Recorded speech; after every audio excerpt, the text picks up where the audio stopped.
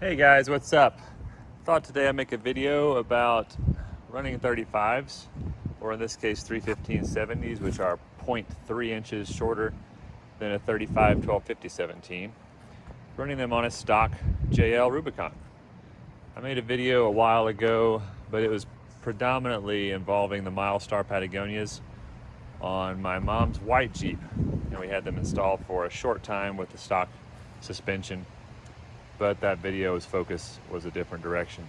So this video, I wanted to just kind of walk around his Jeep and talk about the tire fitment, the size, and his plans for the Jeep and some of his modifications.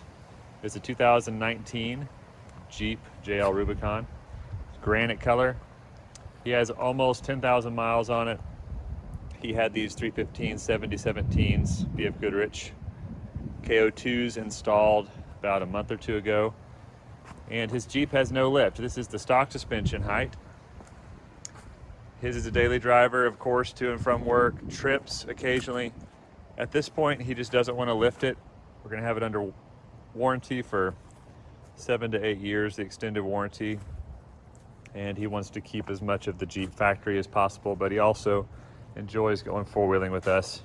And as you can see, we're starting slowly on the Badge of Honor trails, and we enjoyed that trip to Arkansas a while back.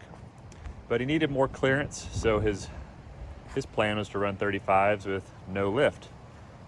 So he got this winch also to help with recovery in case something is just too rough or you get hung up on the underneath. But so far, even with stock tires, the wheeling trips we've gone on, we've scraped here and there, but haven't got completely hung up yet. So steering back and forth, I've had people ask me, without wheel spacers, 35, 1250s, 315/70s. Turning lock to lock, the tires don't make any contact with the sway bars. As you can see here, there's no scuffing, no rubbing, no frame marks, and flexing up, no contact with the grill. At the end, I'll show some flexed out pictures. We'll do a walk around with it flexed out, and we'll see how much contact it makes with the inner fenders. So far to date, we live in a rural area with very rough driveways. There's no tire scraping or rubbing with the normal daily use, driving to and from work, to the house on the rough country roads, or out on our land in the dirt. So far, that amount of articulation and suspension compression has not caused any rubbing. Inside, underneath, tires are not contacting the control arms in any way. No issues with rubbing. Full lock-to-lock steering.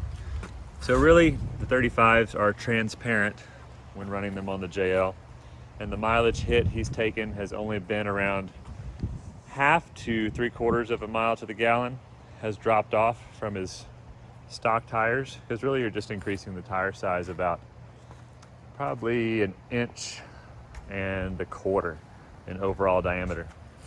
Also something to note, you can see my Jeep in the background. I put my stock tires back on for daily driving, get my gas mileage and save the wear on the components. So I'll put the 37s back on when we go wheeling next month. But back to Spencer's Jeep, he also put on this EAG Stinger bumper with a winch. It's a Superwinch Tiger Shark with wire cable, so it's pretty north of 80 pounds, probably closer to 90. So it actually caused the front of his Jeep to sag about 0.5 to 0.75 inches. So even with that added weight from the winch, the front tire clearance and the ride is all really great. The tires fit the Jeep a lot better, in my opinion. They look like a good proper size for a JL. And also the spare, going around the back. We didn't even have to adjust the third brake light. The spare went on easy. No problems at all. Clearance on the tailgate and also the rubber bumpers. All of that worked perfectly. Didn't need any adjustment, any reinforcement. The JLs are designed to support a 35-inch tire from the factory, so that's another comfort. He didn't want to put any extra stress on his tailgate. Whenever I do get a 37-inch spare on mine, I'm going to definitely have to do some tailgate reinforcement just to have a preventative measure against causing any damage, even though some people run it without. But back to Spencer's Jeep, his plan are to get some skid plates underneath, armor protected underneath, make it as easy for it to slide over obstacles like with differential skids or underbelly skid plates, or the oil pan for the engine skid plates to prevent any damage and keep this thing low. In the future, at the most, he's talking about with me doing a 1.5 inch spacer up front, which will get him, with the winch sag, it's going to get him about 3/4 of an inch higher than stock, and then doing a 1/2 inch spacer in the back to give him just a little bit more clearance underneath and not affect the ride too much. So far, his caster and the bump steer and all that seem to be acceptable. We got the new steering stabilizer put on from the factory, and that kind of took care of some of the feedback in the steering that he is having, but we'll see. I've encouraged him that in the future, if he still has steering issues, to go with some adjustable control arms and adjust that caster up, since the Rubicons are a little bit lacking on caster. But let's get to some flexing picks. We're going to take it out to a canyon or a washout, and we're going to flex it out, and I'll video the clearance of the tires and the fenders. And here we are. Got a chance to flex it out here in our spot near our property. It is on the bump stops. So again, no lift at all. You can see coil springs, everything is in its factory position.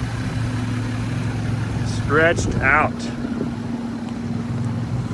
can see in here. Completely compressed on the bump stop. And the tire. The tire is making ever so slight contact on the top of the fender, just barely touching. So it's not a hard hit.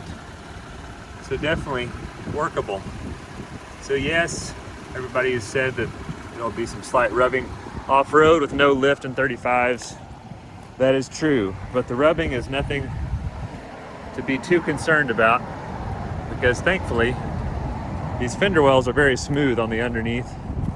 Nothing's hanging down to grab. The rear tire, now this one's a little bit more significant. This one is on the bump stop hard back here. It is touching all the way around. You can see all the way down here, it's clearing, but then it's touching once you get up here. It is on the fender well. And also the box, weird square sticking out portion of the back of the fender is also touching significantly. So I think some bump stop extensions are definitely going to be needed in the rear, at least for probably 1 inch. And I probably would do the same up front, just for some peace of mind, so you don't cause any fender damage. But there it is.